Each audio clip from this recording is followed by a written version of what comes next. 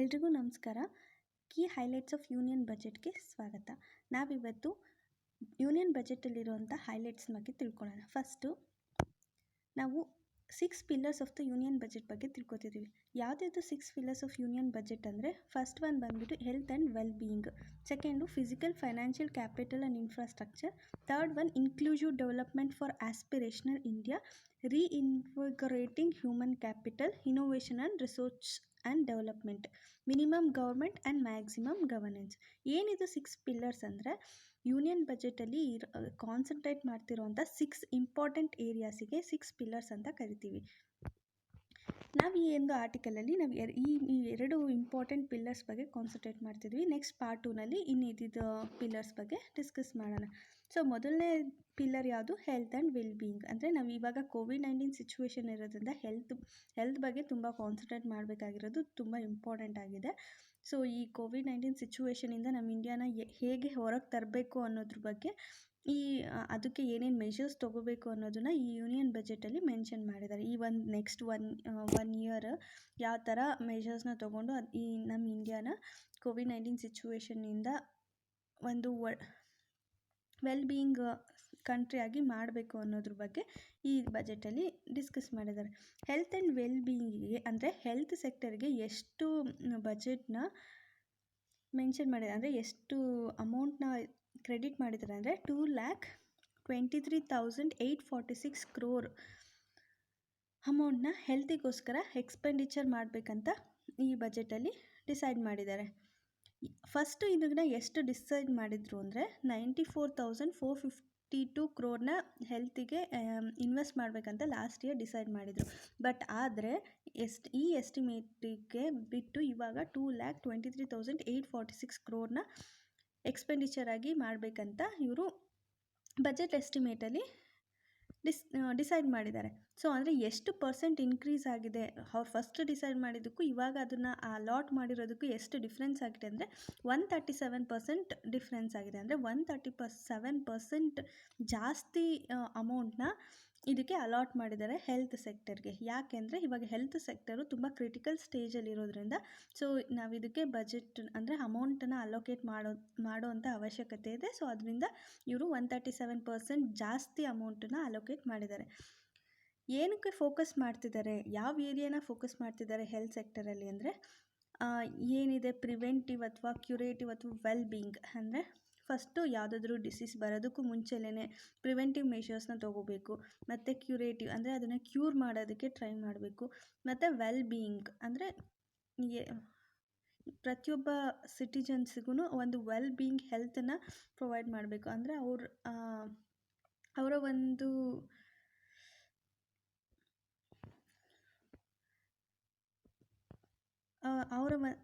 ಅವರ ವೆಲ್ ಬೀಯಿಂಗಿಗೋಸ್ಕರ ಕೆಲಸ ಮಾಡಬೇಕು ಅಂತ ಹೇಳಿ ಇವರು ಡಿಸೈಡ್ ಮಾಡಿದ್ದಾರೆ.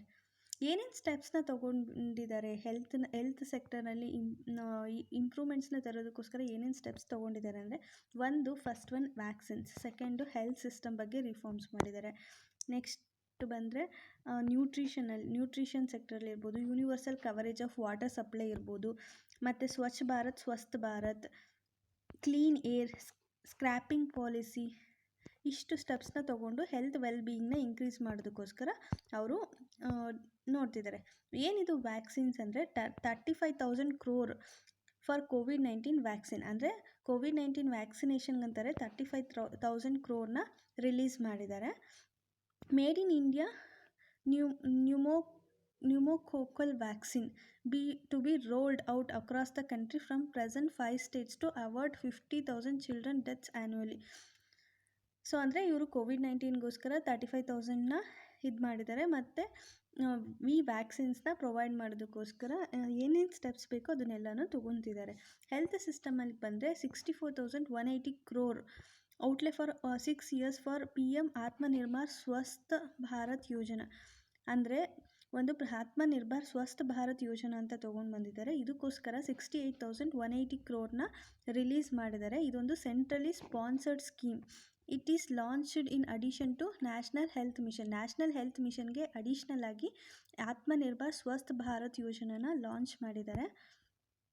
Main interventions under Pradhan Mantri Atmanirbhar Swasth Bharat ಯೋಜನಾ ಅಂದರೆ ಈ ಪ್ರಧಾನ ಮಂತ್ರಿ ಆತ್ಮನಿರ್ಭರ್ ಸ್ವಸ್ಥ ಭಾರತ್ ಯೋಜನೆಯಲ್ಲಿ ಇರೋವಂಥ ಪ್ರಾವಿಷನ್ಸ್ ಅಥವಾ ಏನು ಮಾಡಬೇಕಂತ ಅಂದ್ಕೊಂಡಿದ್ದಾರೆ ಅಂದರೆ, ಇವರು ಒಂದು national institution for one health, ಅಂದರೆ ಒನ್ ಹೆಲ್ತನ್ನು ಪ್ರೊವೈಡ್ ಮಾಡೋದಕ್ಕೆ ಒಂದು ನ್ಯಾಷನಲ್ ಇನ್ಸ್ಟಿಟ್ಯೂಷನ್ನ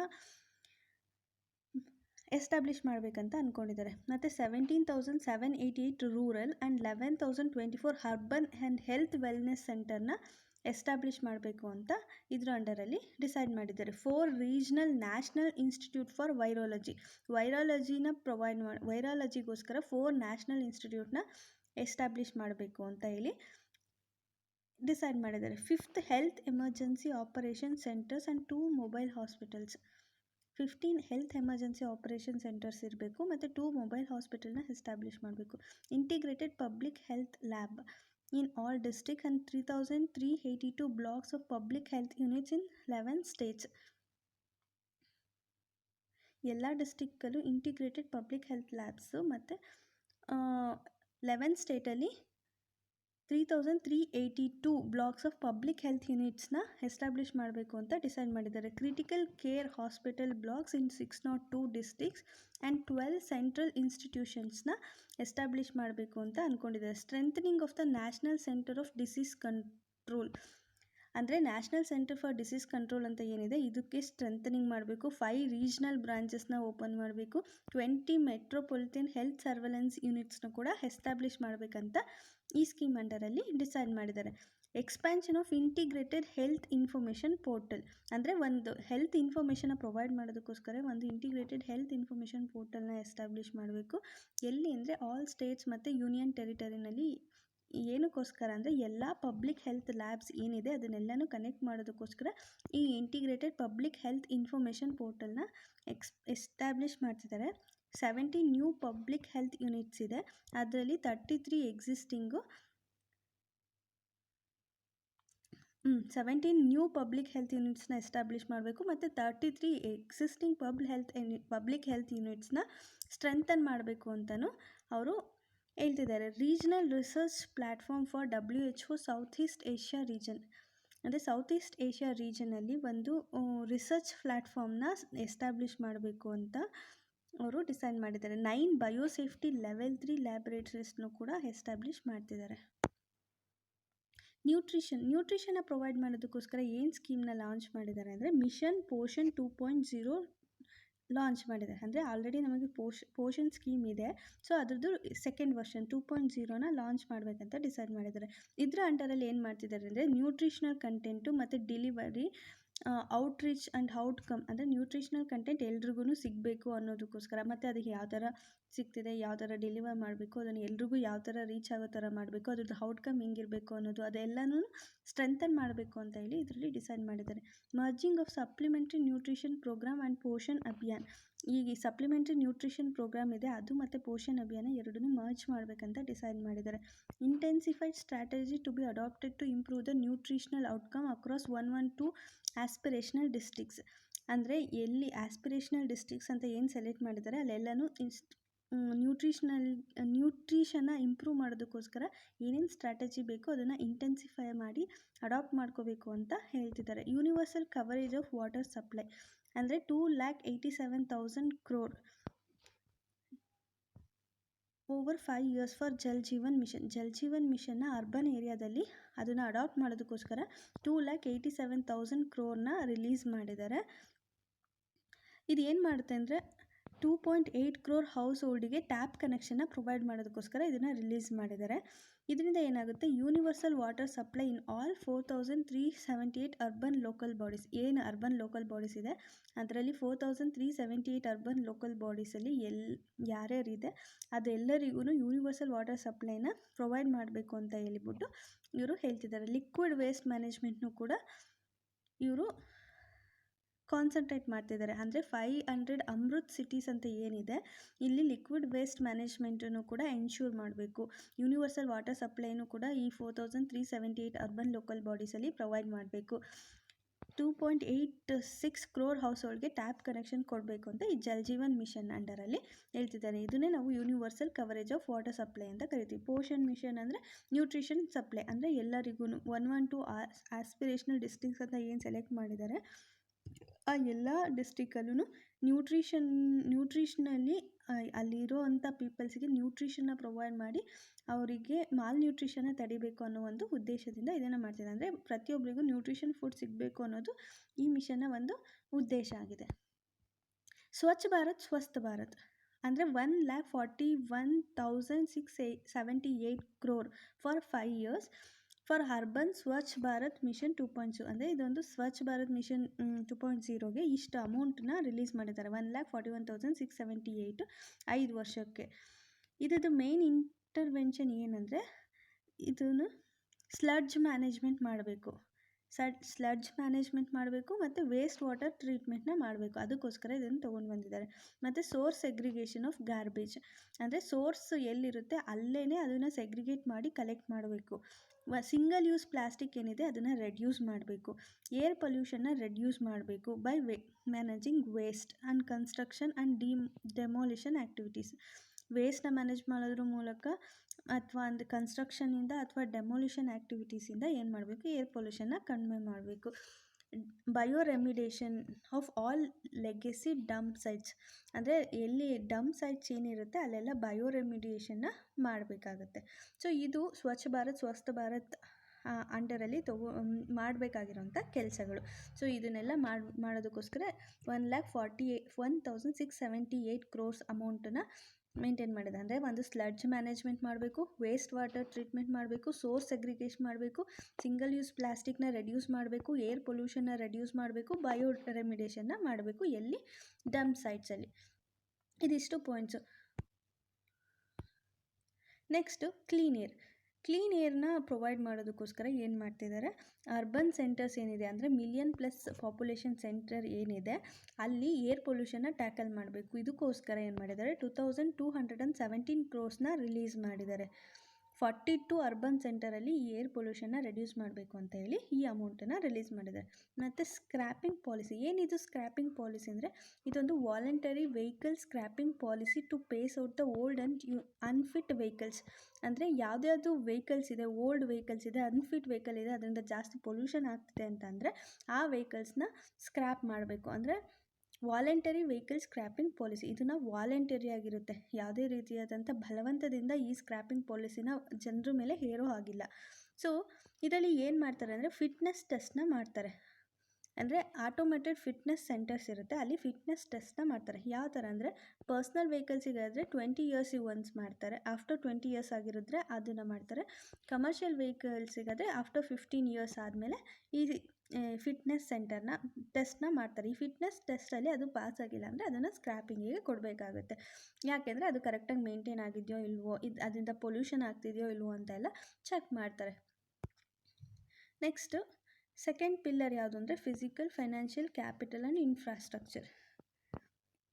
ಸೊ ಇದೇನು ಹೆಲ್ತ್ ಸೆಕ್ಟರಲ್ಲಿ ಏನೇನು ರಿಫಾರ್ಮ್ಸ್ ಇದೆ ಅಂದರೆ ಈಗ ಮೇನ್ಸಲ್ಲಿ ನಾವು ಹೆಲ್ತನ್ನ ನಾವು ಇಂಪ್ರೂವ್ ಮಾಡೋದಕ್ಕೋಸ್ಕರ ಏನೇನು ಗೌರ್ಮೆಂಟು ಯಾವ್ಯಾವ ಸ್ಕೀಮ್ಸ್ ತಂದಿದೆ, ಯಾವ್ಯಾವ ಥರ ಮೆಜರ್ಸ್ ತೊಗೊಂಡಿದೆ ಅಂತ ಹೇಳಿದಾಗ ನಾವು ಇದೇನು 6 ಪಾಯಿಂಟ್ಸ್ ಓದಿದ್ವಿ, 7 ಪಾಯಿಂಟ್ಸ್ ಓದಿದ್ವಿ. ಈ 7 ಪಾಯಿಂಟ್ಸ್ನ ನಾವು ಯೂಸ್ ಮಾಡಿಕೊಂಡು ಆನ್ಸರ್ ಬರಿಬೋದು. ಸೊ ಇದು ಒಂದು ರೆಡಿ ಆನ್ಸರ್ ಆದಂಗೆ ಆಯಿತು ನಿಮಗೆ.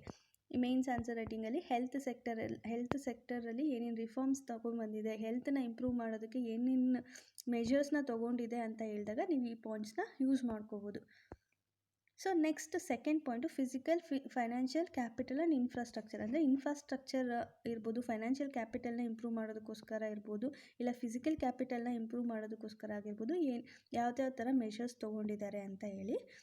ಇದು ಕೂಡ ನಿಮಗೆ ಎಕನಾಮಿ ರಿಲೇಟೆಡ್ ಕ್ವಶನ್ಸ್ ಬಂದಾಗ ನೀವು ಈ ಪಾಯಿಂಟ್ಸ್ನ ಯೂಸ್ ಮಾಡ್ಕೋಬೋದು. ಇದು ಕೂಡ ಮೇನ್ಸ್ ಆನ್ಸರ್ ರೈಟಿಂಗಿಗೆ ತುಂಬ ಹೆಲ್ಪ್ ಆಗುತ್ತೆ. ಇದು ಒಂದು ರೆಡಿ ಆನ್ಸರ್ ಥರನೇ ನಿಮಗೆ ಸಿಗುತ್ತೆ. ಅಂದರೆ ಯಾವ್ಯಾವ ಸ್ಕೀಮ್ಸ್ ತೊಗೊಂಡು ಬಂದಿದ್ದಾರೆ, ಆ ಸ್ಕೀಮ್ಸ್ ಅಂಡರಲ್ಲಿ ಏನೇನು ಬರುತ್ತೆ ಇದನ್ನೆಲ್ಲ ನಾವು ತಿಳ್ಕೊಬೋದು. Production linked incentive schemes 1.97 lakh crore in next 5 years for PLI schemes in 13 sectors. ಅಂದರೆ 13 ಸೆಕ್ಟರಲ್ಲಿ ಪ್ರೊಡಕ್ಷನ್ ಲಿಂಕ್ಡ್ ಇನ್ಸೆಂಟಿವ್ ಸ್ಕೀಮ್ಸ್ನ ತೊಗೊಂಡು ಬಂದಿದ್ದಾರೆ. ಅದಕ್ಕೋಸ್ಕರ 1.9 lakh crore ಅಲೋಕೇಟ್ ಮಾಡಿದ್ದಾರೆ.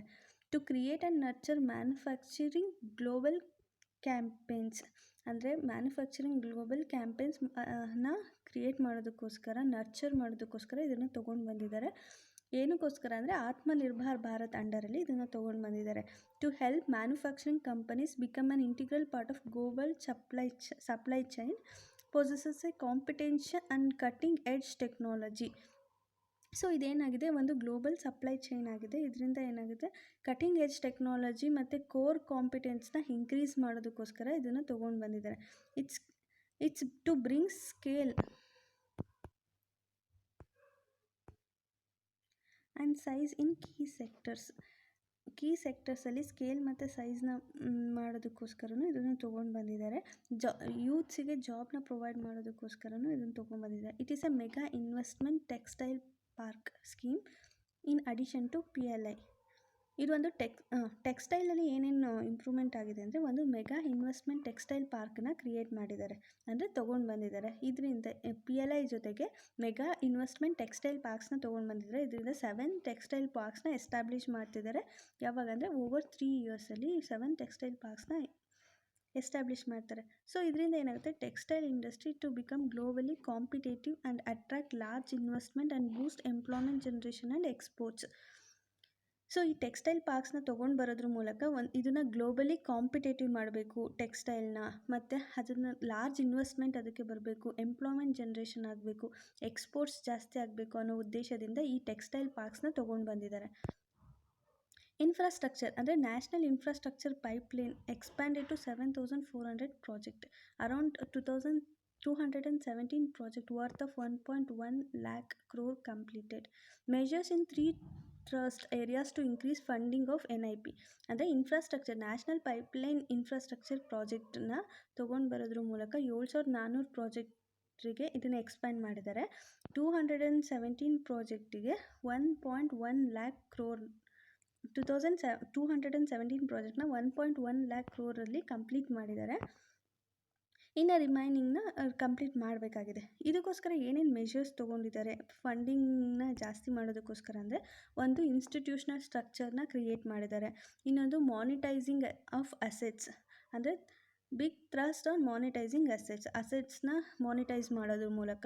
ಇನ್ನೊಂದು enhancing the share of capital expenditure. ಈ ಮೂರು ಮೆಷರ್ಸ್ನ ತೊಗೊಳ್ಳೋದ್ರ ಮೂಲಕ ಈ ಫಂಡಿಂಗ್ನ ಜಾಸ್ತಿ ಮಾಡಬೇಕು ಅನ್ನೋದು ಇವ್ರ ಉದ್ದೇಶ. ಫಸ್ಟ್ ಒಂದು ನೋಡಿದ್ರೆ ಕ್ರಿಯೇಷನ್ ಆಫ್ ಇನ್ಸ್ಟಿಟ್ಯೂಷನಲ್ ಸ್ಟ್ರಕ್ಚರ್, ಅಂದರೆ ಒಂದು ಇನ್ಫ್ರಾಸ್ಟ್ರಕ್ಚರ್ ಫೈನಾನ್ಸಿಂಗ್ನ ಮಾಡೋದಕ್ಕೋಸ್ಕರ ಒಂದು ಇನ್ಸ್ಟಿಟ್ಯೂಷನ್ನ ಕ್ರಿಯೇಟ್ ಮಾಡಿದ್ದಾರೆ. ಯಾವುದಂದರೆ ಡೆವಲಪ್ಮೆಂಟ್ ಆಫ್ ಫೈನಾನ್ಷಿಯಲ್ ಇನ್ಸ್ಟಿಟ್ಯೂಷನ್ ಅಂತ ಒಂದು ಇನ್ಸ್ಟಿಟ್ಯೂಷನ್ನ ಕ್ರಿಯೇಟ್ ಮಾಡಿದ್ದಾರೆ. ಇದೇನು ಮಾಡುತ್ತೆ, ಕ್ಯಾಪಿಟಲೈಸ್ ಮಾಡುತ್ತೆ.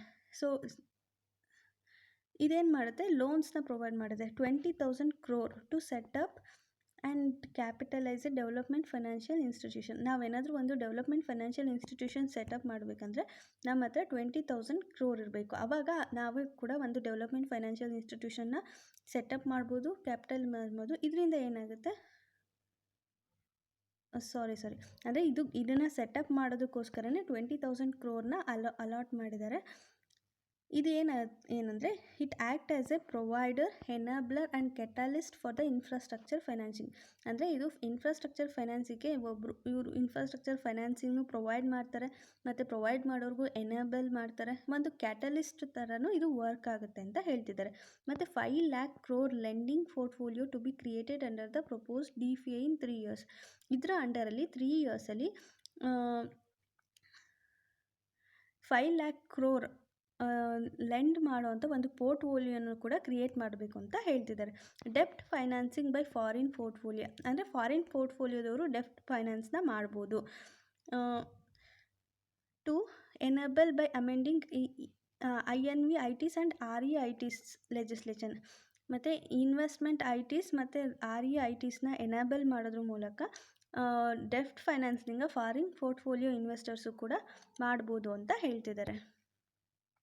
Big thrust on monetising assets, national monetisation pipeline to be launched. ಅಂದರೆ ಇವ್ರೇನು ಮಾಡ್ತಿದ್ದಾರೆ, ನ್ಯಾಷನಲ್ ಮಾನಿಟೈಸೇಷನ್ ಪೈಪ್ಲೈನ್ನ ಲಾಂಚ್ ಮಾಡಬೇಕಂದ್ರೆ ಕೆಲವೊಂದು ಅಸೆಟ್ ಮಾನಿಟೈಸೇಷನ್ ಮೆಜರ್ಸ್ನ ತೊಗೋಬೇಕು.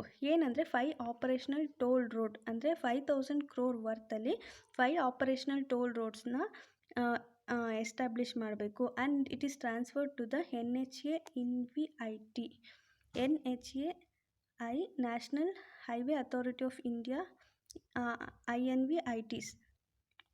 and transmission asset worth of 7,000 crore to be transformed to the PGCIL INVIT. So ಈ ಎರಡು ಕಂಪನಿಗೆ ಏನು ಮಾಡಿದೆ, 5 ಟೋಲ್ ರೋಡ್ ವರ್ತ್ ಆಫ್ 5,000 ಕ್ರೋರ್ನ ಇದಕ್ಕೆ ಟ್ರಾನ್ಸ್ಫರ್ ಮಾಡಿದ್ದಾರೆ. ಮತ್ತು ಟ್ರಾನ್ಸ್ಮಿಷನ್ ಅಸೆಟ್ಸ್ ಆಫ್ 7,000 ಕ್ರೋರ್ನ PGCIL INVITಗೆ ಟ್ರಾನ್ಸ್ಫರ್ ಮಾಡಿದ್ದಾರೆ. Dedicated freight corridor assets to be monetise by railways. ಈ ಡೆಡಿಕೇಟೆಡ್ ಫ್ರೈಟ್ ಕಾರಿಡಾರ್ ಅಸೆಟ್ಸ್ನ ಯಾರು ಮಾನಿಟೈಸ್ ಮಾಡ್ತಾರೆ ಅಂದರೆ railways, for operation and maintenance after commissioning. ಆಪರೇಷನ್ಸ್ಗೂ ಇರ್ಬೋದು, ಮೇಂಟೆನೆನ್ಸ್ಗೂ ಇರ್ಬೋದು. ಸೊ ಇದು ರೈಲ್ವೇಸು ಇದನ್ನು ಮಾನಿಟೈಸ್ ಮಾಡುತ್ತೆ. ಏರ್ಪೋರ್ಟ್ಸ್ನ ಕೂಡ ಮಾನಿಟೈಸ್ ಮಾಡಬೇಕಂತ ಹೇಳಿದ್ದಾರೆ. ಏನಕ್ಕೋಸ್ಕರ ಅಂದರೆ ಆಪರೇಷನ್ ಮತ್ತು ಮ್ಯಾನೇಜ್ಮೆಂಟ್ ಕನ್ಸೆಷನ್ಗೋಸ್ಕರ ಏರ್ಪೋರ್ಟ್ಸಿಗೂ ಮಾನಿಟೈಸ್ ಮಾಡಬೇಕಂತ ಹೇಳ್ತಿದ್ದಾರೆ. The other core infrastructure asset to be rolled out under asset monetisation programme. ಯಾವುದನ್ನು ಇದರಿಂದ ರೋಲ್ಡ್ ಔಟ್ ಮಾಡಿದ್ದಾರೆ ಅಂದರೆ oil and gas pipeline, airport authority of India airports, tier 2 and tier 3 cities, railway infrastructure assets, warehouse assets and sports stadiums. ಇದಿಷ್ಟನ್ನು monetise ಮಾಡೋದ್ರಿಂದ ತೆಗ್ದಾಕಿದ್ದಾರೆ. Sharp increase in capital budget. So capital ಬಜೆಟಲ್ಲೂ ಕೂಡ ಜಾಸ್ತಿ increase ಆಗಿದೆ. 5.54 lakh crore capital expenditure in budget estimate of 2020-22 ಅಂದರೆ 34.5% increase ಆಗಿದೆ ಇದರಲ್ಲಿ. ಅಂದರೆ ಫಸ್ಟ್ ಎಷ್ಟು ಎಸ್ಟಿಮೇಟ್ ಮಾಡಿದರು ಅಂದರೆ 4.12 lakh crore ಅಲೋಕೇಟ್ ಮಾಡಬೇಕಂತ ಅವರು ಹೇಳಿದರು. 2020-21ನಲ್ಲಿ ಅಲೋಕೇಟ್ ಮಾಡಿದರು. ಇವಾಗ 5.54 lakh crore ಅಲೋಕೇಟ್ ಮಾಡಿದ್ರು. ಅಂದರೆ 2020-21 ಬಜೆಟ್ ಎಸ್ಟಿಮೇಟಲ್ಲಿ 4.12 lakh ಇದ್ದರೆ ಇವಾಗ 5.54 lakh ಅಂದರೆ 34.5% ಇನ್ಕ್ರೀಸ್ ಆಗಿದೆ ಅಂತ ಹೇಳ್ತಿದ್ದಾರೆ.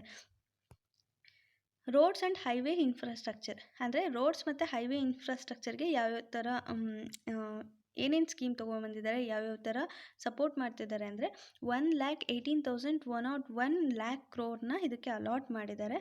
ಇದನ್ನು ಹೈಯೆಸ್ಟ್ ಎವರ್ ಔಟ್ಲೇ ಅಂದರೆ ಇದಕ್ಕೂ ಮುಂಚೆ ministry of road and transport ಇಷ್ಟು ದುಡ್ಡನ್ನ ಯಾವತ್ತೂ ಟ್ರಾನ್ಸ್ಫರ್ ಮಾಡಿರಲಿಲ್ಲ, ಅಲಾಟ್ ಮಾಡಿರಲಿಲ್ಲ. ಇದೇ ಹೈಯೆಸ್ಟ್ ಅಂತಲೇ ಹೇಳ್ಬೋದು. ಸೊ ಅದರಲ್ಲಿ ಈ 1,18,000 1,08,230 crore ಕ್ಯಾಪಿಟಲ್ಲಿಗೆ ಅಂತಲೇ ಅವರು ಪ್ರೊವೈಡ್ ಮಾಡಿದ್ದಾರೆ. So 5.35 lakh crore Bharat Mala Pariyojana, more than 30,000 kilometer length of roads and worth of 3.3 lakh crore of awarded for construction. ಅಂದರೆ ಇದರಲ್ಲಿ ಈ ಅಮೌಂಟಲ್ಲಿ 5.35 lakhನ ಭಾರತ್ ಮಾಲಾ ಪರಿಯೋಜನಾ ಗೆನೆ ಪ್ರೊವೈಡ್ ಮಾಡಿದ್ದಾರೆ. ಅಂದರೆ ಇದರ ಅಂಡರಲ್ಲಿ ಭಾರತ್ ಮಾಲಾ ಪರಿಯೋಜನಾ ಅಂಡರಲ್ಲಿ 13,000 kilometer ಲೆಂತ್ ಆಫ್ ರೋಡ್ಸ್ನ ಎಸ್ಟಾಬ್ಲಿಷ್ ಮಾಡ್ತಿದ್ದಾರೆ. ಇದರಲ್ಲಿ 3.3 lakh crore ಕನ್ಸ್ಟ್ರಕ್ಷನಿಗಂತಲೇ ಅವಾರ್ಡ್ ಮಾಡಿದ್ದಾರೆ. 3,800 kilometer ಆಲ್ರೆಡಿ ಕನ್ಸ್ಟ್ರಕ್ಟ್ ಆಗಿದೆ. 8,500 kilometer ಇನ್ನು ಕನ್ಸ್ಟ್ರಕ್ಷನ್ ನಡೀತಾ ಇದೆ. ಅಂದರೆ ಮಾರ್ಚ್ 2022ಗೆ ಅದು ಕಂಪ್ಲೀಟ್ ಆಗೋ ಚಾನ್ಸಸ್ ಇದೆ. ಮತ್ತು 11,000 kilometer of national highway corridors to be completed by 2022. ಇದ್ರ ಜೊತೆಗೆ ಇನ್ನೊಂದು ನ್ಯಾಷನಲ್ ಹೈವೇ ಕಾರಿಡಾರ್ಸ್ನು ಕೂಡ ಕಂಪ್ಲೀಟ್ ಮಾಡಬೇಕು 2022 ಒಳಗಡೆ ಅಂತ ಹೇಳ್ತಿದ್ದಾರೆ. ಸೊ ಅಂದರೆ ಎರಡು ಇಲ್ಲಿ ರೋಡ್ ಬಗ್ಗೆ ಮಾತಾಡ್ತೀವಿ. ಒಂದು ಭಾರತ್ ಮಾಲಾ ಪರಿಯೋಜನೆ ಅಂಡರಲ್ಲಿ ಕನ್ಸ್ಟ್ರಕ್ಟ್ ಮಾಡ್ತಿರೋಂಥ 13,000 kilometer ಲೆಂತ್ ರೋಡು. ಇದರಲ್ಲಿ 3,300 kilometer ಆಲ್ರೆಡಿ ಕಂಪ್ಲೀಟ್ ಆಗಿದೆ. ಇನ್ನು 8,500 kilometer ಕಂಪ್ಲೀಟ್ ಆಗಬೇಕಿದೆ. ಯಾವಾಗ? ಮಾರ್ಚ್ 2022ಗೆ. ಇನ್ನು additional 11,000 kilometer of national highway corridors ಏನಿದೆ ಅದು ಮಾರ್ಚ್ 2022ಗೆ ಕಂಪ್ಲೀಟ್ ಆಗುತ್ತೆ ಅಂತ ಹೇಳ್ತಿದ್ದಾರೆ. ಎಕನಾಮಿಕ್ ಕಾರಿಡಾರ್ಸ್ ಬೀಯಿಂಗ್ ಪ್ಲ್ಯಾನ್ಡ್ ಅಂದರೆ ಯಾವ್ಯಾವ ಎಕನಾಮಿಕ್ ಕಾರಿಡಾರ್ಸ್ನ ಪ್ಲ್ಯಾನ್ ಮಾಡಿದ್ದಾರೆ ಅಂದರೆ 1.03 lakh crore ಇದನ್ನು 3,500 kilometer of national highway in ತಮಿಳ್ನಾಡುಗೆ 1.03 lakh crore ಅವಾರ್ಡ್ ಮಾಡಿದ್ದಾರೆ. ಅಲ್ಲಿ 3,500 kilometer ನ್ಯಾಷನಲ್ ಹೈವೇನ ಕನ್ಸ್ಟ್ರಕ್ಟ್ ಮಾಡ್ತಿದ್ದಾರೆ. ಇನ್ನು ಕೇರಳಕ್ಕೆ ಬಂದರೆ ಇಲ್ಲಿ 1,100 kilometer ನ್ಯಾಷನಲ್ ಹೈವೇ ಕನ್ಸ್ಟ್ರಕ್ಟ್ ಮಾಡಬೇಕಂತ ಹೇಳ್ತಿದ್ದಾರೆ. ಸೊ ಅದಕ್ಕೋಸ್ಕರ 65,000 crore ಅಲೋಕೇಟ್ ಮಾಡಿದ್ದಾರೆ. ವೆಸ್ಟ್ ಬೆಂಗಾಲಲ್ಲಿ 675 kilometer ನ್ಯಾಷನಲ್ ಹೈವೇ ಕನ್ಸ್ಟ್ರಕ್ಟ್ ಮಾಡಬೇಕಂತ 25,000 crore ಅಲೋಕೇಟ್ ಮಾಡಿದ್ದಾರೆ. ನೆಕ್ಸ್ಟು ಅಸ್ಸಾಮಲ್ಲಿ 34,000 crore ಅಲೋಕೇಟ್ ಮಾಡಿದ್ದಾರೆ. 1,300 kilometer ನ್ಯಾಷನಲ್ ಹೈವೇ ಕನ್ಸ್ಟ್ರಕ್ಟ್ ಮಾಡಬೇಕು ನೆಕ್ಸ್ಟ್ 3 yearsಲ್ಲಿ ಅಂತ. ಇದ್ರ ಜೊತೆಗೆ 19,000 crore ಆಲ್ರೆಡಿ ಪ್ರೋಗ್ರೆಸ್ಸಲ್ಲಿರೋವಂಥ ನ್ಯಾಷನಲ್ ಹೈವೇಸ್ನ ಇಂಪ್ರೂವ್ ಮಾಡೋದಕ್ಕೋಸ್ಕರ ಪ್ರೊವೈಡ್ ಮಾಡಿದ್ದಾರೆ.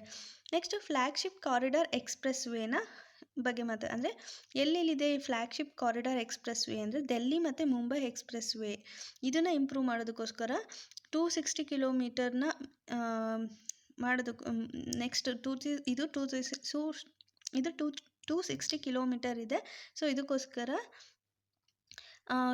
ಅಂದರೆ 260 ಕಿಲೋಮೀಟರ್ನ ಸ್ಯಾಂಕ್ಷನ್ ಮಾಡಿದ್ದಾರೆ. ಬೆಂಗಳೂರು ಚೆನ್ನೈ ಎಕ್ಸ್‌ಪ್ರೆಸ್ ವೇಗೆ 270 ಕಿಲೋಮೀಟರ್ನ ಸ್ಯಾಂಕ್ಷನ್ ಮಾಡಿದ್ದಾರೆ. ಕಾನ್ಪುರ್ ಲಕ್ನೋ ಎಕ್ಸ್‌ಪ್ರೆಸ್ ವೇಗೆ 63 ಕಿಲೋಮೀಟರ್ನ ಸ್ಯಾಂಕ್ಷನ್ ಮಾಡಿದ್ದಾರೆ. ಡೆಲ್ಲಿ ಡೆಹ್ರಾಡೂನ್ ಎಕನಾಮಿಕ್ ಕಾರಿಡಾರ್ಗೆ 210 ಕಿಲೋಮೀಟರ್ನ ಸ್ಯಾಂಕ್ಷನ್ ಮಾಡಿದ್ದಾರೆ. ಸೊ ಈ ಒಂದು ಫ್ಲ್ಯಾಗ್ಶಿಪ್ ಕಾರಿಡಾರ್ ಅಥವಾ ಎಕ್ಸ್‌ಪ್ರೆಸ್ ವೇನ ಅಂಡರಲ್ಲಿ ಎಕನಾಮಿಕ್ ಕಾರಿಡಾರ್ಸ್ ಅಂದರೆ ಎಲ್ಲಿ ತಮಿಳುನಾಡು, ಕೇರಳ, ವೆಸ್ಟ್ ಬೆಂಗಾಲ್ ಮತ್ತು ಅಸ್ಸಾಮು. ಮತ್ತು ಫ್ಲ್ಯಾಗ್ಶಿಪ್ ಕಾರಿಡಾರ್ ಎಲ್ಲಿ ಅಂದರೆ Delhi Mumbai expressway, Bengaluru Chennai expressway, Kanpur Lucknow expressway and Delhi Dehradun economic corridor. Next ಇದ್ರ ಜೊತೆಗೆ ರಾಯ್ಪುರ್ ವಿಶಾಖಪಟ್ಟಣಂಗೆ 464 ಕಿಲೋಮೀಟರು, ಚೆನ್ನೈ ಸಲೀಂ ಕಾರಿಡಾರ್ಗೆ 277 ಕಿಲೋಮೀಟರು, ಅಮೃತ್ಸರ್ ಜಮಾನಗರ್ಗೆ ಇದು ಇನ್ನು 2021-22ಗೆ ಕಮೆನ್ಸ್ ಆಗುವಂಥದ್ದಿದೆ. ಡೆಲ್ಲಿ ಮತ್ತು ಕಾಟ್ರಾನು ಕೂಡ ಕಮೆನ್ಸ್ ಆಗುವಂಥದ್ದಿದೆ. Advance traffic management system in all 4 and 6 lane highways ಅಂದರೆ ಈ 4 ಅಥವಾ 6 ಲೇನ್ ಹೈವೇಸ್ ಏನಿದೆ ಅಲ್ಲಿ ಅಡ್ವಾನ್ಸ್ ಟ್ರಾಫಿಕ್ ಮ್ಯಾನೇಜ್ಮೆಂಟ್ನ ತರಬೇಕಂತ ಅಂದ್ಕೊಂಡಿದ್ದಾರೆ. ಅಂದರೆ ಏನೇನು ಅಲ್ಲಿ ಇನ್ಸ್ಟಾಲ್ ಮಾಡಬೇಕಂದ್ರೆ ಸ್ಪೀಡ್ ರ್ಯಾಡರ್ಸ್ನ ಇನ್ಸ್ಟಾಲ್ ಮಾಡೋದ್ರ ಮೂಲಕ ಅಥವಾ ವೇರಿಯಬಲ್ ಮೆಸೇಜ್ ಸೈನ್ ಬೋರ್ಡ್ಸ್ನ ಇನ್ಸ್ಟಾಲ್ ಮಾಡೋದ್ರ ಮೂಲಕ GPS enable recovery wands will be installed. So ಈ 3 ಫೆಸಿಲಿಟೀಸ್ನ ಪ್ರೊವೈಡ್ ಮಾಡೋದ್ರ ಮೂಲಕ ಅಲ್ಲಿ ಅಡ್ವಾನ್ಸ್ ಟ್ರಾಫಿಕ್ ಮ್ಯಾನೇಜ್ಮೆಂಟ್ನ ತೊಗೊಂಡು ಬರಬೇಕು ಅಂತ ಅವರು ಹೇಳ್ತಿದ್ದಾರೆ. ರೈಲ್ವೆ ಇನ್ಫ್ರಾಸ್ಟ್ರಕ್ಚರ್ ಅಂದರೆ ರೈಲ್ವೆ ಇನ್ಫ್ರಾಸ್ಟ್ರಕ್ಚರ್ನ ಡೆವಲಪ್ಮೆಂಟ್ಗೆ ಏನೇನು ಪ್ರೊವೈಡ್ ಮಾಡಿದ್ದಾರೆ ಅಂದರೆ 1,10,055 crore ಅಲೋಕೇಟ್ ಮಾಡಿದ್ದಾರೆ. ಅದರಲ್ಲಿ 1,07,100 crore for capital expenditure. National rail plan for India 2030 ಇದು ಏನು ತೊಗೊಂಡು ಬಂದಿದ್ದಾರೆ ಅಂದರೆ to create future ready railway system by 2030 ಅಂದರೆ ರೈಲ್ವೆ ಸಿಸ್ಟಮ್ನ 2030 ವರ್ಷದಲ್ಲಿ ಇಂಪ್ರೂವ್ ಮಾಡಬೇಕು. 100% ಎಲೆಕ್ಟ್ರಿಫಿಕೇಷನ್ನ ಮಾಡಬೇಕು. ಯಾವುದಕ್ಕೆ ಬ್ರಾಡ್ ಗ್ಯಾಜ್ ರೂಟ್ ಅಂದರೆ ಬ್ರಾಡ್ ಗ್ಯಾಜ್ ರೂಟ್ ಅಂತ ಯಾವುದಿದೆ ಅದಕ್ಕೆ 100% ಎಲೆಕ್ಟ್ರಿಫಿಕೇಷನ್ನ ಮಾಡಬೇಕು. ಅದು ಯಾವಾಗ ಡಿಸೆಂಬರ್ 2023 ಒಳಗಡೆ ಮಾಡಬೇಕಂತ ಹೇಳ್ತಿದ್ದಾರೆ. ಬ್ರಾಡ್ ಗ್ಯಾಜ್ ರೂಟ್ ಕಿಲೋಮೀಟರ್ಸ್ ಅಂದರೆ RKM electrification to reach 46,000 RKM in that is 72% by end of 2021. 2023 ಒಳಗಡೆ 100% ಮಾಡಬೇಕು. ಸೊ 2021 ಮುಗಿಯೋದ್ರೊಳಗಡೆ 72%ನ ಕಂಪ್ಲೀಟ್ ಮಾಡಬೇಕಂತ ಹೇಳ್ತಿದ್ದಾರೆ. Western dedicated freight corridor and eastern dedicated freight corridor to be commission by June 2022 to bring down the logistic cost by make in India strategy. So ಇದ್ರದ್ದು ಏನು ಮಾಡ್ತಿದ್ದಾರೆ, logistic ಕಾಸ್ಟ್ನ ಕಡಿಮೆ ಮಾಡಬೇಕು. ಹೇಗೆ ಕಡಿಮೆ ಮಾಡಬೇಕು ಅಂದರೆ ಮೇಕ್ ಇನ್ ಇಂಡಿಯಾ ಸ್ಟ್ರಾಟಜಿನ ಯೂಸ್ ಮಾಡಿಕೊಂಡು ಇದ್ರದ್ದು ಲಾಜಿಸ್ಟಿಕ್ ಕಾಸ್ಟ್ ಏನಿದೆ ಅದನ್ನು ಕಡಿಮೆ ಮಾಡಬೇಕಂತ ಹೇಳ್ತಿದ್ದಾರೆ.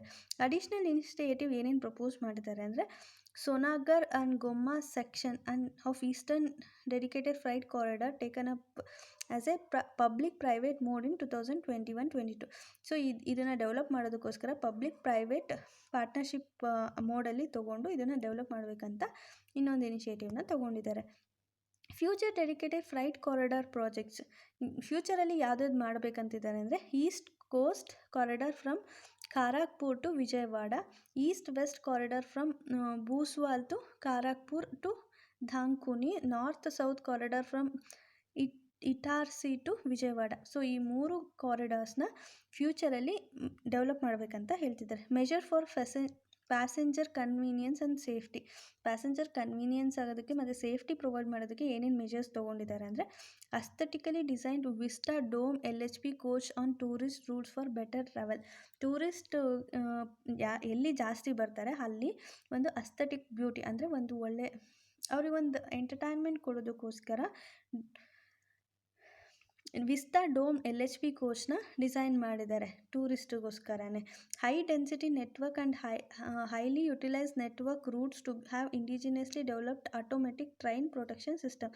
ಎಲ್ಲಿ ಜಾಸ್ತಿ ಅಂದರೆ ಡೆನ್ಸಿಟಿ ಇರುತ್ತೆ, ಎಲ್ಲಿ ಜಾಸ್ತಿ ಟ್ರೈನ್ಸ್ ಓಡಾಡ್ತಿರುತ್ತೆ, ಎಲ್ಲಿ ಟ್ರೈನ್ಸ್ನ ಜಾಸ್ತಿ ಯೂಸ್ ಮಾಡ್ತಿರ್ತಾರೆ ಮತ್ತು ಎಲ್ಲಿ ಜಾಸ್ತಿ ಕ್ರೌಡ್ ಇರುತ್ತೆ ಅಲ್ಲೇನು ಮಾಡ್ತಿದ್ದಾರೆ, indigenously developed automatic train protection ಸಿಸ್ಟಮ್ನ ಅಡಾಪ್ಟ್ ಮಾಡ್ತಿದ್ದಾರೆ. ಸೊ ಇದರಿಂದ ಏನಾಗುತ್ತೆ, ಟ್ರೈನ್ ಕೊಲಿಷನ್ ಆಗೋದನ್ನು ಎಲಿಮಿನೇಟ್ ಮಾಡ್ಬೋದು. ಅಂದರೆ ಹ್ಯೂಮನ್ ಎರರಿಂದ ಏನು ಈ ಆಕ್ಸಿಡೆಂಟ್ ಆಗ್ತಿದೆ ಅದನ್ನು ಅವಾಯ್ಡ್ ಮಾಡೋದಕ್ಕೋಸ್ಕರ ಈ ಒಂದು indigenously developed automatic train protection ಸಿಸ್ಟಮ್ನ ಡೆವಲಪ್ ಮಾಡಿದ್ದಾರೆ. ಸೊ ಈ ಎರಡು ಫೀಚರ್ನ ಪ್ಯಾಸೆಂಜರ್ ಸೇಫ್ಟಿಗೋಸ್ಕರ ತೊಗೊಂಡು ಬಂದಿರೋದು. ಮತ್ತು ಇದು ಪ್ಯಾಸೆಂಜರ್ ಕನ್ವೀನಿಯನ್ಸ್ಗೋಸ್ಕರ ಅವ್ರಿಗೊಂದು ಒಳ್ಳೆ ಎಂಟರ್ಟೈನ್ಮೆಂಟ್ನ ಕೊಡಬೇಕು ಟ್ರಾವೆಲಿಂಗ್ ಟೈಮಲ್ಲಿ ಅನ್ನೋದಕ್ಕೋಸ್ಕರ ಇದನ್ನು ತೊಗೊಂಡು ಬಂದಿದ್ದಾರೆ. ಇದು ಅವ್ರ ಸೇಫ್ಟಿಗೋಸ್ಕರ ತೊಗೊಂಡು ಬಂದಿರೋವಂಥದ್ದು. Next urban infrastructure. ಏನಿದು ಅರ್ಬನ್ ಇನ್ಫ್ರಾಸ್ಟ್ರಕ್ಚರ್ನ ಏನಕ್ಕೋಸ್ಕರ ಅಂದರೆ ಇಲ್ಲಿ ಮೆಟ್ರೋ ರೈಲ್ ನೆಟ್ವರ್ಕ್ ಬಗ್ಗೆ ಮಾತಾಡ್ತಿದ್ದಾರೆ. ಅಂದರೆ ಎಕ್ಸ್ಪ್ಯಾನ್ಷನ್ ಆಫ್ ಮೆಟ್ರೋ ರೈಲ್ ನೆಟ್ವರ್ಕನ್ನು ಎಕ್ಸ್ಪ್ಯಾಂಡ್ ಮಾಡಬೇಕು, ಇದ್ರ ಜೊತೆಗೆ ಸಿಟಿ ಬಸ್ ಸರ್ವಿಸ್ನ ಇದ್ರ ಜೊತೆ ಅಗ್ಮೆಂಟ್ ಮಾಡಬೇಕು ಅನ್ನೋದು ಇದ್ರ ಉದ್ದೇಶ. 18,000 crore ಬಸ್ ಟ್ರಾನ್ಸ್ಪೋರ್ಟಿಗೋಸ್ಕರ ಅಂದರೆ ಅಗ್ಮೆಂಟ್ ಮಾಡೋದಕ್ಕೋಸ್ಕರ ಇವರು ರಿಲೀಸ್ ಮಾಡಿದ್ದಾರೆ. Innovative public private models to run 20,000 buses ಅಂದರೆ 20,000 ಬಸ್ಸಸ್ಗಿಂತ ಜಾಸ್ತಿ ಬಸ್ಸಸ್ನ ರನ್ ಮಾಡಬೇಕು. ಇದನ್ನು ಹೆಂಗೆ ಮಾಡಬೇಕಂದ್ರೆ ಪಬ್ಲಿಕ್ ಪ್ರೈವೇಟ್ ಪಾರ್ಟ್ನರ್ಶಿಪ್ ಮೋಡಲ್ಲಿ ರನ್ ಮಾಡಬೇಕಂತ ಹೇಳ್ತಿದ್ದಾರೆ. ಆಟೋಮೊಬೈಲ್ ಸೆಕ್ಟರ್ನ ಬೂಸ್ಟ್ ಮಾಡಬೇಕು, ಎಕನಾಮಿಕ್ ಗ್ರೋತ್ ಮಾಡಬೇಕು, ಎಂಪ್ಲಾಯ್ಮೆಂಟ್ ಆಪರ್ಚುನಿಟಿನ ಕ್ರಿಯೇಟ್ ಮಾಡಬೇಕು. ಸೊ ಈ ಎಲ್ಲದನ್ನು ಮಾಡಬೇಕಂದ್ರೆ ಈ ಅರ್ಬನ್ ಇನ್ಫ್ರಾಸ್ಟ್ರಕ್ಚರ್ನ ಡೆವಲಪ್ ಮಾಡಬೇಕು. ಸೊ ಈ ಮೆಟ್ರೋ ರೈಲ್ ನೆಟ್ವರ್ಕ್ನ ಇಂಪ್ರೂವ್ ಮಾಡೋದ್ರಿಂದ, ಎಕ್ಸ್ಪ್ಯಾಂಡ್ ಮಾಡೋದ್ರಿಂದ, ಇಲ್ಲ ಬಸ್ ಸರ್ವಿಸಸ್ನ ಜಾಸ್ತಿ ಮಾಡೋದ್ರಿಂದ ಇರ್ಬೋದು, ಎಂಪ್ಲಾಯ್ಮೆಂಟ್ ಆಪರ್ಚುನಿಟಿ ಸಿಗುತ್ತೆ, ಎಕನಾಮಿಕ್ ಗ್ರೋತ್ ಆಗುತ್ತೆ. ಮತ್ತು ಇದೇನಿದೆ ಅಂದರೆ ನಮಗೆ ಆಟೋಮೊಬೈಲ್ ಸೆಕ್ಟರಲ್ಲಿ ಬೂಸ್ಟ್ ಆಗುತ್ತೆ. ಸೊ ಈ ಎಲ್ಲನೂ ಅಡ್ವಾಂಟೇಜ್ ಇದೆ ಅಂತ ಹೇಳ್ತಿದ್ದಾರೆ. ಮತ್ತು total 702 kilometre conventional metro is operational and other 1,016 kilometre of metro and RRTS is under construction by 27 cities. Metro light ಮತ್ತು ಮೆಟ್ರೋ ನಿಯೋನೋ ಟೆಕ್ನಾಲಜೀಸ್ನ ಯೂಸ್ ಮಾಡಿಕೊಂಡು ಲೆಸ್ಸರ್ ಕಾಸ್ಟಲ್ಲಿ ಸಿಮಿಲರ್ ಎಕ್ಸ್ಪೆನ್ಸಸ್ನ ಟೈರ್ 2 ಸಿಟೀಸ್ ಮತ್ತು ಪೆರಿಪೆರಲ್ ಏರಿಯಾಸ್ ಆಫ್ ಟೈರ್ 1 ಸಿಟೀಸ್ನಲ್ಲಿ provide ಮಾಡಬೇಕಂತ ಹೇಳ್ತಿದೆ. ಅಂದರೆ ಈಗೇನು ಮೆಟ್ರೋ ಸಿಟೀಸ್ ಇದೆ ಅಂದರೆ ಟೈರ್ 1 ಸಿಟೀಸಲ್ಲಿ ನಾವು ಮೆಟ್ರೋನ ಬಿಟ್ಟಿದ್ದೀವಿ. ಅದೇ ಟೈರ್ 2 ಮತ್ತು ಪೆರಿಪೆರಲ್ ಏರಿಯಾ ಅಂದರೆ ಟೈರ್ 1 ಸಿಟೀಸ್ ಅರೌಂಡಲ್ಲಿ ಇರುತ್ತಲ್ವ, ಸೊ ಆ ಏರಿಯಾಗೆ ಮೆಟ್ರೋ ಲೈಟ್ ಮತ್ತು ಮೆಟ್ರೋ ನಿಯೋನ ಯೂಸ್ ಮಾಡೋದ್ರ ಮೂಲಕ ಈ ಒಂದು ಲೆಸ್ಸರ್ ಕಾಸ್ಟಲ್ಲಿ ಮೆಟ್ರೋ ಟ್ರೈನ್ ಎಕ್ಸ್ಪೀರಿಯನ್ಸ್ನ ಪ್ರೊವೈಡ್ ಮಾಡಬೇಕು ಅಂತ ಹೇಳ್ತಿದ್ದಾರೆ. ಸೊ ಇದನ್ನು ನೆನ್ಪಿಟ್ಕೊಳ್ಳಿ, ಮೆಟ್ರೋ ಲೈಟ್ ಮತ್ತು ಮೆಟ್ರೋ ನಿಯೋ ಇದೇನು ಅಂತ ಪ್ರಿಲಿಮ್ಸಲ್ಲಿ ಬರೋ ಚಾನ್ಸಸ್ ಜಾಸ್ತಿ ಇರುತ್ತೆ. ಸೆಂಟ್ರಲ್ ಕೌಂಟರ್ ಪಾರ್ಟ್ ಫಂಡಿಂಗ್ 2 ಅಂದರೆ Kochi metro rail phase 2 that is 11.5 kilometre at cost of 1957.05 crore. So ಅಂದರೆ ಯಾವ್ದಕ್ಕೆ ಅರ್ಬನ್ ಇನ್ಫ್ರಾಸ್ಟ್ರಕ್ಚರ್ಗೆ ಇವರು ಫಂಡ್ ಮಾಡ್ತಿದ್ದಾರೆ ಅಂದರೆ ಕೊಚ್ಚಿ ಮೆಟ್ರೋ ರೈಲ್ವೇಗೆ ಫೇಸ್ 2ಗೆ 11.5 ಕಿಲೋಮೀಟರು ಅಂದರೆ 19,057 ಕ್ರೋರ್ ಫಂಡ್ನ ಪ್ರೊವೈಡ್ ಮಾಡ್ತಾರೆ. ಚೆನ್ನೈ ಮೆಟ್ರೋ ರೈಲ್ ಫೇಸ್ಗೆ 118.9 kilometre 63,000 crore. Bengaluru metro railway ಪ್ರಾಜೆಕ್ಟಿಗೆ 58 kilometre 14,000 crore. Nagpur metro rail project and Nashik ಮೆಟ್ರೋಗೆ 5,900 crore ಆ್ಯಂಡ್ 2,092 crore ಸ್ಯಾಂಕ್ಷನ್ ಮಾಡಿದ್ದಾರೆ. ಪವರ್ ಇನ್ಫ್ರಾಸ್ಟ್ರಕ್ಚರ್ ಅಂದರೆ 139 gigawatts of install capacity and 1.41 lakh circuit kilometer of transmission lines added. Additional 2.8 crore household connected in past 6 years. ಅಂದರೆ ಇವ್ರು ಏನು ಮಾಡ್ತಿದ್ದಾರೆ, 139 gigawatts of install ಕೆಪಾಸಿಟಿನ provide ಮಾಡಬೇಕು. ಅದಕ್ಕೋಸ್ಕರ ಏನು ಮಾಡಿದ್ದಾರೆ, 1.41 lakh circuit kilometre of transmission ಲೈನ್ಸ್ನ ಆ್ಯಡ್ ಮಾಡಿದ್ದಾರೆ. ಮತ್ತು 2.8 crore ಹೌಸ್ ಹೋಲ್ಡ್ಸಿಗೆ ಕನೆಕ್ಷನ್ ಕೊಡಬೇಕು ಅಂತ ಹೇಳಿದ್ದಾರೆ. ಅಂದರೆ ಇಷ್ಟನ್ನು ನಾವು ಆಲ್ರೆಡಿ ಅಚೀವ್ ಮಾಡಿದ್ದೀವಿ 6 ಇಯರ್ಸಲ್ಲಿ. ಅಂದರೆ ಫಾಸ್ಟ್ 6 ಇಯರ್ಸಲ್ಲಿ ಇಷ್ಟನ್ನು ನಾವು ಅಚೀವ್ ಮಾಡಿದ್ದೀವಿ. 139 gigawatts ಕೆಪಾಸಿಟಿನ ಇನ್ಸ್ಟಾಲ್ ಮಾಡ್ಕೊಂಡಿದ್ದೀವಿ. 1.41 lakh circuit kilometre of transmission ಲೈನ್ನ ಆ್ಯಡ್ ಮಾಡಿದ್ದೀವಿ. 2.8 crore ಹೌಸ್ ಹೋಲ್ಡ್ಸ್ಗೆ ನಾವು ಕನೆಕ್ಷನ್ ಕೊಟ್ಟಿದ್ದೀವಿ ಅಂತ ಹೇಳ್ತಿದ್ದಾರೆ. Consumers to have alternative to choose the distribution company. ಅಂದರೆ ಒಂದೇ ಡಿಸ್ಟ್ರಿಬ್ಯೂಷನ್ ಕಂಪನೀಸ್ ಇದ್ದಾಗ ಏನಾಗುತ್ತೆ, ಕಾಂಪಿಟೇಷನ್ ಇರಲ್ಲ. ಮತ್ತು ಅಕೌಂಟಬಿಲಿಟಿ ಇರಲ್ಲ, ಅವ್ರು ಕರೆಕ್ಟಾಗಿ ವರ್ಕ್ ಮಾಡ್ತಿರಲ್ಲ. ಅದೇ ಒಂದು ಕಾಂಪಿಟೇಷನ್ನ ಕ್ರಿಯೇಟ್ ಮಾಡಿ ಡಿಫ್ರೆಂಟ್ ಡಿಸ್ಟ್ರಿಬ್ಯೂಷನ್ ಕಂಪನಿ ಇದ್ದು ಕನ್ಸ್ಯೂಮರ್ಸು ಅವ್ರಿಗೆ ಬೇಕಾಗಿರೋಂಥ ಡಿಸ್ಟ್ರಿಬ್ಯೂಷನ್ ಕಂಪನಿನ ಚೂಸ್ ಮಾಡೋ ಆಪ್ಷನ್ ಇದ್ದಾಗ ಇದರಿಂದ ಏನಾಗುತ್ತೆ, ಕಾಂಪಿಟೇಟಿವ್ನೆಸ್ ಎನ್ಹಾನ್ಸ್ ಆಗುತ್ತೆ. ಇದರಿಂದ ಕ್ವಾಲಿಟಿನೂ ಕೂಡ ಇಂಪ್ರೂವ್ ಆಗುತ್ತೆ ಅಂತ ಹೇಳ್ತಿದ್ದಾರೆ. ಸೊ 3,05,984 crore ಓವರ್ 5 years, ಅಂದರೆ 3,05,984 crore ಇದಕ್ಕೋಸ್ಕರ ಅವರು ಸ್ಯಾಂಕ್ಷನ್ ಮಾಡಿದ್ದಾರೆ. ಏನಕ್ಕೋಸ್ಕರ ಅಂದರೆ ನ್ಯೂ ಪವರ್ ಡಿಸ್ಟ್ರಿಬ್ಯೂಷನ್ ಸೆಕ್ಟರ್ ಸ್ಕೀಮ್ನ ತೊಗೊಂಡು ಬರೋದಕ್ಕೋಸ್ಕರ. The comprehensive national hydrogen energy mission 2020 also launched, ಅಂದರೆ ನ್ಯಾಷನಲ್ ಹೈಡ್ರೋಜನ್ ಎನರ್ಜಿ ಮಿಷನ್ನ ಕೂಡ ಇವರು ಲಾಂಚ್ ಮಾಡಿದ್ದಾರೆ, ಅಂದರೆ ಹೈಡ್ರೋಜನ್ನಿಂದ ಎನರ್ಜಿನ ಪ್ರೊವೈಡ್ ಮಾಡೋದಕ್ಕೋಸ್ಕರ.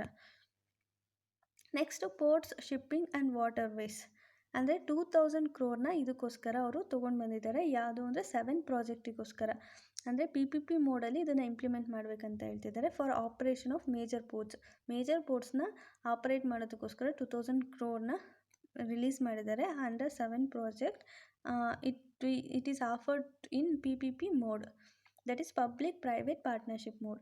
India shipping companies to get 1,624 crore worth subsidy support over 5 years, ಅಂದರೆ ಇಂಡಿಯನ್ ಶಿಪ್ಪಿಂಗ್ ಕಂಪನೀಸ್ಗೇನಿದೆ ಅವರಿಗೆ ಸಬ್ಸಿಡಿ ಸಪೋರ್ಟ್ನು ಕೂಡ ಕೊಡ್ತಿದ್ದಾರೆ. ಅದಕ್ಕೋಸ್ಕರ 1,624 crore ಬಿಡುಗಡೆ ಮಾಡಿದ್ದಾರೆ. ಏನಕ್ಕೆ? ಅದು 5 yearsಗೆ.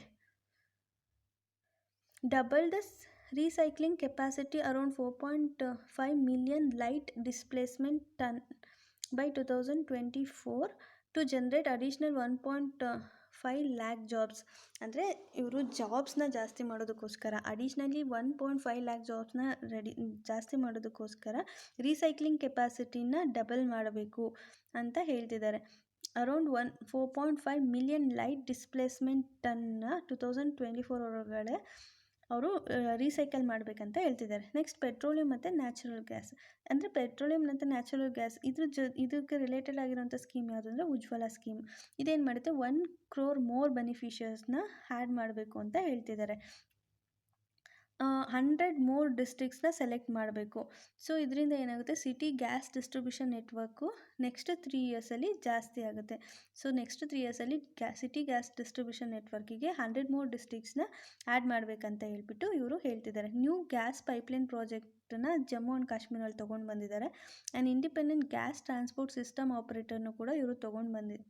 ಅಂದರೆ ಇದನ್ನು ಸೆಟಪ್ ಮಾಡಬೇಕು. ಏನಕ್ಕೋಸ್ಕರ ಅಂದರೆ facilitation and coordination of booking of common carrier capacity in all natural gas pipeline on A non discrimination open access basis, ಅಂದರೆ ಯಾರು ಎಲ್ಲಿಂದ ಬೇಕಾದರೂ ಗ್ಯಾಸನ್ನು ಬುಕ್ ಮಾಡಿ ತೊಗೊಳ್ಬೋದು.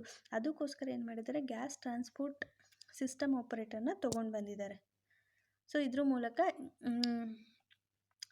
ಎಲ್ಲಿ ಬೇಕಾದರೂ ಆಲ್ ಓವರ್ ಇಂಡಿಯಾದಲ್ಲಿ ಎಲ್ಲಿ ಬೇಕಾದರೂ ಗ್ಯಾಸ್ನ ಬುಕ್ ಮಾಡಿ ತೊಗೊಳ್ಬೋದು ಅಂತ ಹೇಳ್ತಿದ್ದಾರೆ. ಫೈನಾನ್ಷಿಯಲ್ ಕ್ಯಾಪಿಟಲ್,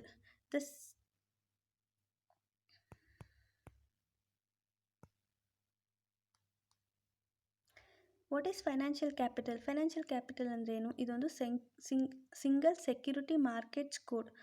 ಇದು world class fintech hub at GIFT and IFSC. So ಇದು ಏನು ಮಾಡಿದ್ದಾರೆ ಅಂದರೆ, ಇದು ಗೋಲ್ಡ್ ಎಕ್ಸ್ಚೇಂಜಸ್ನ ರೆಗ್ಯುಲೇಟ್ ಮಾಡೋದಕ್ಕೋಸ್ಕರ ತೊಗೊಂಡು ಬಂದಿದ್ದಾರೆ. ಅಂದರೆ ಗೋಲ್ಡ್ ಎಕ್ಸ್ಚೇಂಜಸ್ನ ರೆಗ್ಯುಲೇಟ್ ಮಾಡೋದಕ್ಕೋಸ್ಕರ ಒಂದು ಸಿಸ್ಟಮ್ನ ಸೆಟಪ್ ಮಾಡಬೇಕು, ಅಂದರೆ ಇದನ್ನು ಸೆಬಿ ರೆಗ್ಯುಲೇಟ್ ಮಾಡುತ್ತೆ ಅಂತ ಹೇಳ್ತಿದ್ದಾರೆ. ಮತ್ತು ಇನ್ವೆಸ್ಟರ್ ಚಾರ್ಟರ್ನ ಕೂಡ ಅವರು ಡೆವಲಪ್ ಮಾಡಬೇಕು ಅಂತ ಹೇಳ್ತಿದ್ದಾರೆ. ಏನಕ್ಕೋಸ್ಕರ ಅಂದರೆ ಫೈನಾನ್ಷಿಯಲ್ ಇನ್ವೆಸ್ಟರ್ಸ್ ಏನಿರ್ತಾರೆ ಅವ್ರದ್ದು ರೈಟ್ನ ಪ್ರೊಟೆಕ್ಟ್ ಮಾಡೋದಕ್ಕೋಸ್ಕರ ಈ ಇನ್ವೆಸ್ಟರ್ ಚಾರ್ಟರ್ನ ಅವರು ಡೆವಲಪ್ ಮಾಡಬೇಕಂತ ಹೇಳ್ತಿದ್ದಾರೆ. ಕ್ಯಾಪಿಟಲ್ ಇನ್ಫ್ಯೂಷನ್ ಅಂದರೆ 1,000 crore ಕ್ಯಾಪಿಟಲ್ ಇನ್ಫ್ಯೂಷನ್ ಮಾಡ್ತಿದ್ದಾರೆ. ಯಾವುದಕ್ಕೋಸ್ಕರ ಅಂದರೆ solar energy corporation of India ಮತ್ತು 1,500 crore for Indian renewable energy development agency. Renewable energy development ಏಜೆನ್ಸಿಗೆ 1,500 crore, solar energy corporation of ಇಂಡಿಯಾಗೆ 1,000 crore ಕ್ಯಾಪಿಟಲ್ ಇನ್ಫ್ಯೂಷನ್ ಮಾಡಬೇಕಂತ ಹೇಳ್ತಿದ್ದಾರೆ. Increasing FDI in insurance sector. So FDI 49% ಇದ್ದಿತ್ತಲ್ವ limit, so ಅದನ್ನು 74%ಗೆ increase ಮಾಡಿದ್ದಾರೆ. Stressed asset resolution. So asset reconstruction company limited ಮತ್ತು asset management ಕಂಪನಿನ ಎಸ್ಟಾಬ್ಲಿಷ್ ಮಾಡಬೇಕಂದ್ರೆ ಸೆಟಪ್ ಮಾಡಬೇಕಂತ ಇವರು ಹೇಳಿದ್ದಾರೆ. So asset reconstruction company limited asset management ಕಂಪನಿನ ಎಸ್ಟಾಬ್ಲಿಷ್ ಮಾಡೋಕ್ಕೋಸ್ಕರ ಈ ಸ್ಟ್ರೆಸ್ಡ್ ಅಸೆಟ್ಸ್ ಏನಿದೆ ಅದನ್ನು ಮ್ಯಾನೇಜ್ ಮಾಡೋದಕ್ಕೋಸ್ಕರ ಈ ಎರಡು ಒಂದು ಇನ್ಸ್ಟಿಟ್ಯೂಷನ್ನ ಎಸ್ಟಾಬ್ಲಿಷ್ ಮಾಡ್ತಿದ್ದಾರೆ. ಸೊ ರೀಕ್ಯಾಪಿಟಲೈಸೇಷನ್ ಆಫ್ PSPs ಅಂದರೆ ಪಬ್ಲಿಕ್ ಸೆಕ್ಟರ್ ಬ್ಯಾಂಕಿಗೆ ರೀಕ್ಯಾಪಿಟಲೈಸ್ ಮಾಡ್ತಿದ್ದಾರೆ. ಎಷ್ಟು ಅಂದರೆ 20,000 crore. Deposit insurance. ಸೊ ಈ DICGC ಆ್ಯಕ್ಟ್ 1961 ಏನಿದೆ ಇದಕ್ಕೆ ಅಮೆಂಡ್ಮೆಂಟ್ಸ್ನ ತೊಗೊಂಡು ಬಂದಿದ್ದಾರೆ. ಏನಕ್ಕೋಸ್ಕರ ಅಂದರೆ ಡೆಪಾಸಿಟರ್ಗೋಸ್ಕರ, ಅವ್ರಿಗೆ ಹೆಲ್ಪ್ ಮಾಡೋದಕ್ಕೋಸ್ಕರ. ಅಂದರೆ get an easy and time bound access to their deposit. ಅವ್ರೇನು ಡೆಪಾಸಿಟ್ ಮಾಡಿರ್ತಾರೆ ಅವರಿಗೆ ಈಸಿಯಾಗಿ ಅವ್ರಿಗೆ ಯಾವಾಗ ಬೇಕೋ ಆವಾಗ ಅದಕ್ಕೆ ಆ್ಯಕ್ಸೆಸ್ ಸಿಗಬೇಕು. ಅದಕ್ಕೋಸ್ಕರ ಈ ಅಮೆಂಡ್ಮೆಂಟ್ಸ್ನ ತೊಗೊಂಡು ಬಂದಿದ್ದಾರೆ. And to extend the deposit insurance cover. ಇದೇನಿದೆ ಡೆಪಾಸಿಟ್ ಇನ್ಶೂರೆನ್ಸ್ ಕವರು ಅದನ್ನು ಎಕ್ಸ್ಟೆಂಡ್ ಮಾಡೋದಕ್ಕೋಸ್ಕರನೂ ಇದನ್ನು ಅಮೆಂಡ್ಮೆಂಟ್ಸ್ನ ತೊಗೊಂಡು ಬಂದಿದ್ದಾರೆ. ಅಂದರೆ ಫಸ್ಟ್ ಏನಿತ್ತು, minimum loan size eligible to ಡೆಪ್ಟ್ recovery under the securitisation and reconstruction of financial asset and enforcement security it reduced from 50 lakh to 20 lakh. ಅಂದರೆ ಮಿನಿಮಮ್ ಲೋನ್ ಸೈಜ್ನ 50 lakh ಇತ್ತಲ್ಲ ಫಸ್ಟು, ಅದನ್ನು ಈಗ 20 lakhಗೂ ಕೂಡ ರೆಡ್ಯೂಸ್ ಮಾಡಿದ್ದಾರೆ for NBFCs with minimum asset size of 100 crore. ಯಾವ act ಅಂಡರಲ್ಲಿ ಅಂದರೆ ಯಾವ ಆ್ಯಕ್ಟ್ ಅಂಡರಲ್ಲಿ ಅಂದರೆ securitisation reconstruction of financial assets and enforcement security interest ಅಂದರೆ ಸರ್ಫೇಸಿ ಆ್ಯಕ್ಟ್ 2002. ಈ ಆ್ಯಕ್ಟ್ ಅಂಡರಲ್ಲಿ ಮಿನಿಮಮ್ ಲೋನ್ ಸೈಜ್ನ 50 lakhಯಿಂದ 20 lakhಗೆ ರೆಡ್ಯೂಸ್ ಮಾಡಿದ್ದಾರೆ.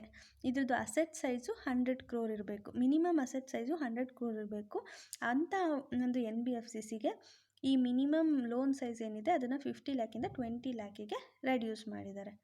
ಇದು ಡೆಪಾಸಿಟ್ ಇನ್ಶೂರೆನ್ಸ್ ಬಗ್ಗೆ ಇರೋವಂಥದ್ದು. ಒಂದು DICGC ಆ್ಯಕ್ಟ್ 1961ಗೆ ಅಮೆಂಡ್ಮೆಂಟ್ಸ್ನ ತೊಗೊಂಡು ಬಂದಿದ್ದಾರೆ. ಏನಕ್ಕೋಸ್ಕರ ಅಂದರೆ ಡೆಪಾಸಿಟರ್ಗೆ ಹೆಲ್ಪ್ ಮಾಡೋದಕ್ಕೋಸ್ಕರ. ಇನ್ನೊಂದು ಮಿನಿಮಮ್ ಲೋನ್ ಸೈಜ್ನ ರೆಡ್ಯೂಸ್ ಮಾಡಿದ್ದಾರೆ ಅಂದರೆ 50 lakhಯಿಂದ 20 lakhಗೆ. ಅದು ಯಾರಿಗೆ ಅಂದರೆ NBFCಗೆ with minimum asset size of 100 crore. Companies matter ಅಂದರೆ to decriminalise the limited liability partnership act 2018 easing complaints requiring small companies to reviving the definition under the companies. ಮತ್ತು promoting startups innovators and incentivise the incorporation and one person companies. ಇವ್ರು ಏನು ಮಾಡ್ತಿದ್ದಾರೆ ಅಂದರೆ allowing their growth without any restriction on paid up capital and turnover. ಈ paid up capital ಅಥವಾ turn over ಇದೆಯಲ್ವ ಅದ್ರ ಮೇಲೆ ಯಾವುದೇ ರಿಸ್ಟ್ರಿಕ್ಷನ್ ಆಗ್ದಲೇ ಅವ್ರ ಗ್ರೋತನ್ನ ಅಲೋ ಮಾಡ್ತಿದ್ದಾರೆ. ಸ್ಟಾರ್ಟಪ್ಸ್ನ ಪ್ರೊವೈಡ್ ಮಾಡೋದಕ್ಕೋಸ್ಕರ ಮತ್ತು ಇನೋವೇಟರ್ಸ್ನ ಇನ್ಸೆಂಟಿವೈಸ್ ಮಾಡೋದಕ್ಕೋಸ್ಕರ ಈ ಒಂದು ಒನ್ ಪರ್ಸನ್ಸ್ ಕಂಪನೀಸಿಗೆ ಈ ಕೆಲವೊಂದು ಈ ಒನ್ ಪರ್ಸನ್ ಕಂಪನೀಸ್ ಏನಿರುತ್ತೆ ಅದಕ್ಕೆ ಈ ಒಂದು ಏನಿದು ಫೆಸಿಲಿಟೀಸ್ನ ಪ್ರೊವೈಡ್ ಮಾಡಿದ್ದಾರೆ. ಅಂದರೆ ಯಾವುದೇ ರೀತಿಯಾದಂಥ ರೆಸ್ಟ್ರಿಕ್ಷನ್ ಆಗ್ತಲೇ ಅವ್ರ ಗ್ರೋತ್ನ ಅಲೋ ಮಾಡ್ತಿದ್ದಾರೆ on paid of capital and turnover, allowing their conversion into any other type of company at any time. ಅಂದರೆ ಅವ್ರು ಯಾವ ಟೈಪ್ ಕಂಪನಿಗಾದರೂ ಯಾವ ಟೈಮಲ್ಲಾದರೂ ಕನ್ವರ್ಟ್ ಆಗೋಕ್ಕೆ ಅಲೋ ಮಾಡ್ತಿದ್ದಾರೆ. So reducing the residency limit for an Indian citizen to set up OPC from 180 days to 120 days and allowing non resident Indian to incorporate OPC in India. ಅಂದರೆ residency limit ಏನಿರುತ್ತೆ ಅದನ್ನು Indian ಸಿಟಿಜನ್ಸಿಗೆ 180 daysಯಿಂದ 120 daysಗೆ reduce ಮಾಡಿದ್ದಾರೆ. ಮತ್ತು ನಾನ್ resident ಇಂಡಿಯಾಗೆ ಏನು ಮಾಡಿದ್ದಾರೆ,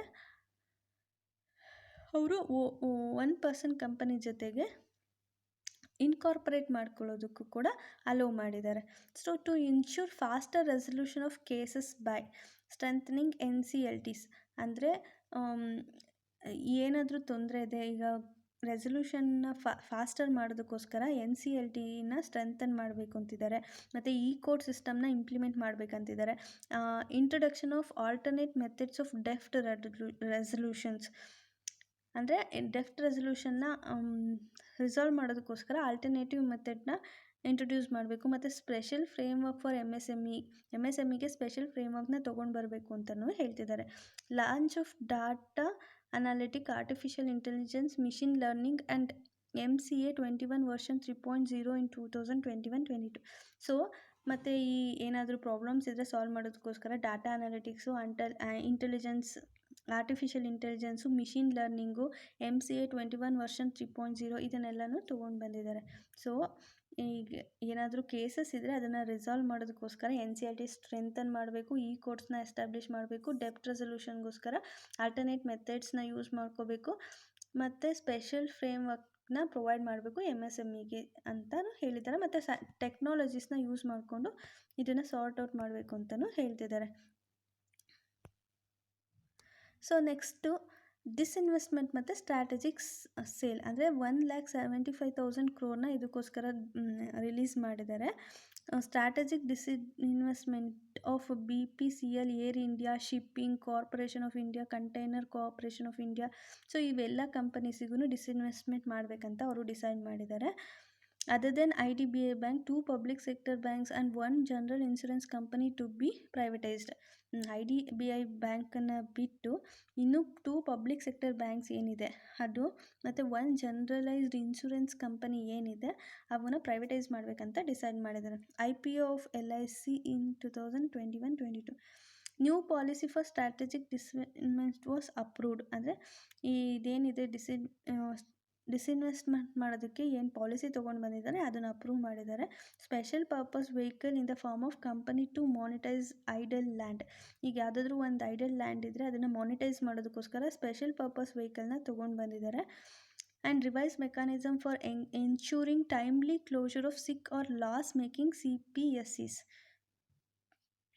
government financial reforms. Treasury single account system for autonomous bodies to extended universal application. ಅಂದರೆ ಒಂದು ಟ್ರೆಷರಿ ಸಿಂಗಲ್ ಅಕೌಂಟ್ ಸಿಸ್ಟಮ್ನ ತೊಗೊಂಡು ಬಂದಿದ್ದಾರೆ. ಏನಕ್ಕೋಸ್ಕರ ಅಂದರೆ ಆಟೋನಾಮಸ್ ಬಾಡೀಸ್ಗೋಸ್ಕರ ಯೂನಿವರ್ಸಲ್ ಅಪ್ಲಿಕೇಶನ್ನ ಎಕ್ಸ್ಟೆಂಡ್ ಮಾಡೋದಕ್ಕೋಸ್ಕರ ಈ ಟ್ರೆಷರಿ ಸಿಂಗಲ್ ಅಕೌಂಟ್ ಸಿಸ್ಟಮ್ನ ತೊಗೊಂಡು ಬಂದಿದ್ದಾರೆ. ಸಪರೇಟ್ ಅಡ್ಮಿನಿಸ್ಟ್ರೇಟಿವ್ ಸ್ಟ್ರಕ್ಚರ್ನು ತೊಗೊಂಡು ಬಂದಿದ್ದಾರೆ. ಏನಕ್ಕೋಸ್ಕರ ಅಂದರೆ ಈಸ್ ಆಫ್ ಡೂಯಿಂಗ್ ಬಿಸ್ನೆಸ್ ಏನಿದೆ ಕೋಆಪ್ರೇಟಿವ್ಸಿಗೆ ಅದನ್ನು ಸ್ಟ್ರೀಮ್ಲೈನ್ ಮಾಡೋದಕ್ಕೋಸ್ಕರ ಈ ಸಪರೇಟ್ ಅಡ್ಮಿನಿಸ್ಟ್ರೇಟಿವ್ ಸ್ಟ್ರಕ್ಚರ್ನ ತೊಗೊಂಡು ಬಂದಿದ್ದಾರೆ. ಓಕೆನಾ?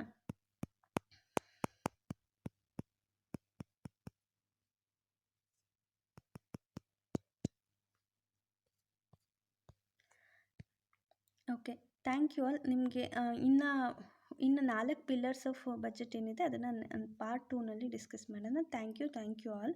ಏನಾದರೂ ಡೌಟ್ಸ್ ಇದ್ದರೆ ಕಮೆಂಟ್ ಸೆಕ್ಷನಲ್ಲಿ ಯು ಕ್ಯಾನ್ ಆಸ್ಕ್.